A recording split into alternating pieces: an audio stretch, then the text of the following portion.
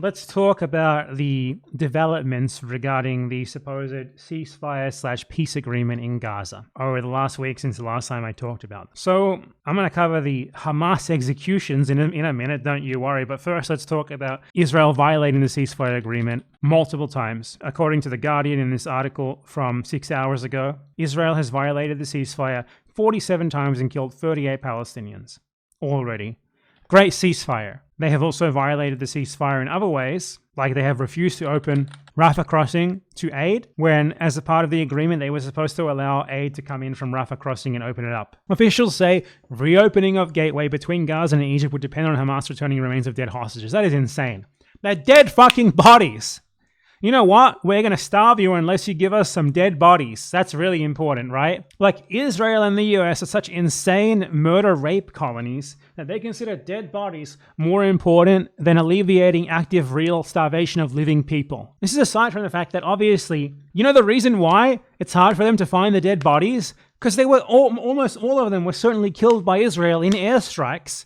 So just like the bodies of many thousands of Palestinians, they're going to be under rubble and hard to locate and get to. And in many cases, I'm sure people don't even fucking know where they are. So obviously it's going to be difficult to return dead bodies in this circumstance. Like, what a joke. Like, Hamas came out and said, in order to retrieve the bodies, we're going to need like excavation equipment and stuff because they're in the rubble because you bombed and killed them. So yeah, ludicrous, sadistic bullshit. Apparently within just today, Hamas found 2 bodies and handed them over to the Red Cross. This is from 4 hours ago. So obviously they're actively trying to find the bodies because obviously it's pretty fucking difficult to do so given the circumstances. And at the same time, as this Al Jazeera article states, 15 bodies of Palestinians detained by Israel have been returned to Gaza. That's 15 people detained by Israel, meaning that that's just a limited selection of the people who died in Israeli custody. Many of them show signs of torture and execution. We're always talking about the Israeli hostages, right? We're always talking about the dead Israeli bodies. Let's talk about the Palestinian hostages and Palestinian bodies. More than 100 dead Palestinians released by Israel, sent back to the Gaza Health Ministry with numbers instead of names. They have been tortured before their deaths and possibly executed. Abuse visible on dead bodies. The condition of the bodies Israel returned to Gaza is harrowing. The forensic teams who examined them said the bodies show signs of physical abuse. Some of the bodies had missing limbs or teeth, while some appeared to have been burned. They did not die naturally, they were executed while restrained. A war crime demanding an urgent international investigation and accountability for the perpetrators. They talk about the fucking Israeli hostages, the Israeli prisoners of war. And this is the reality of the real hostages and the real prisoners of war, the real victims. Not the fucking Israelis.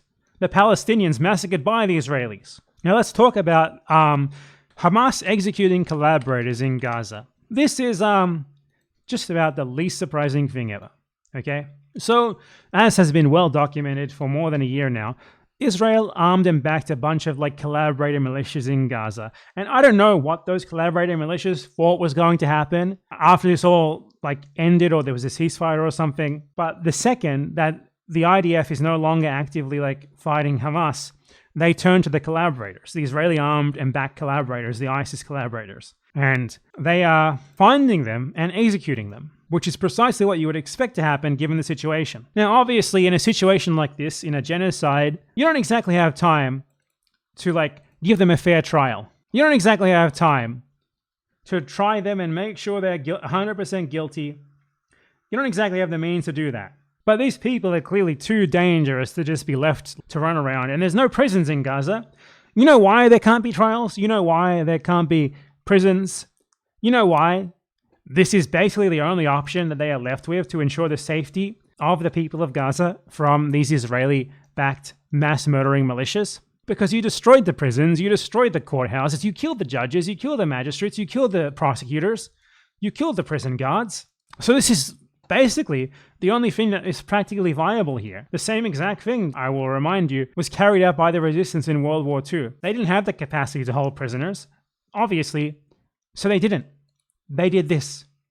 This is normal. This is what happens. It's unfortunate, but it's the reality. So yeah, whatever. I don't care about that. It's expected. It's normal. You know what's not expected and normal?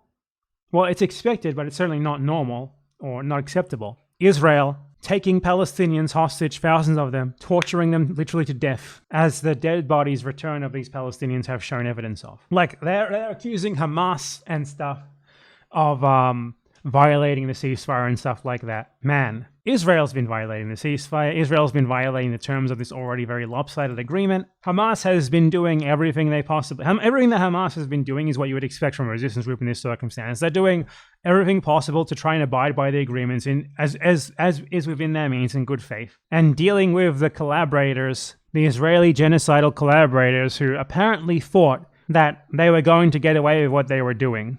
Turns out that collaborating in genocide actually gets pretty bad for you when there's a pause in the genocide and the genocided people have the time to turn towards you rather than the principal genociding party. Exact same thing happened post-World War II, you know? What do you think they did? What do you think the partisans did when the Germans withdrew and they found some collaborators? Do you think they gave them a fair trial and like a 1-year prison sentence, or do you think they just shot them immediately? Let's talk about reality. They just shot them immediately.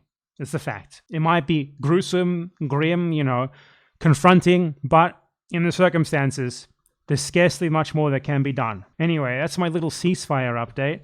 Let's hope I don't need to do more of these and everything goes better in the future. Because lately, you know, Israel's violating the ceasefire, massacring people, and just not abiding by the terms at all, which does not bode well for the future of this supposed peace agreement. Very sad. Hopefully, I'm wrong, and it does not get any worse, and gets better, actually.